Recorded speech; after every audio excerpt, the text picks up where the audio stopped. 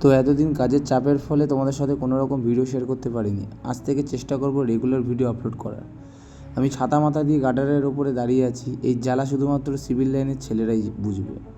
তো এসব কথা বাদ দাও, সবাইকে কাজ তো করতেই হবে। সকালে আজ ব্রেকফাস্টে ছিল মুড়ি, সাথে 100 গ্রাম দই এবং সাথে 5খানা হোয়াইট এগ। বিকেলবেলায় আজকে ব্যায়ামে গেলাম, ব্যায়ামে গিয়ে আজকে ফাটিয়ে বাইসেপে এক্সারসাইজ করলাম।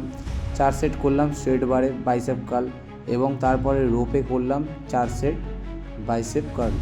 তারপর অল্প করে পোজিং করছিলাম। তোমরা বলো আগে থেকে নিজেকে কতটা ডেভেলপ করতে পেরেছি, এবং তোমরা ফাটিয়ে ওয়ার্কআউট করো, হেলদি থাকো।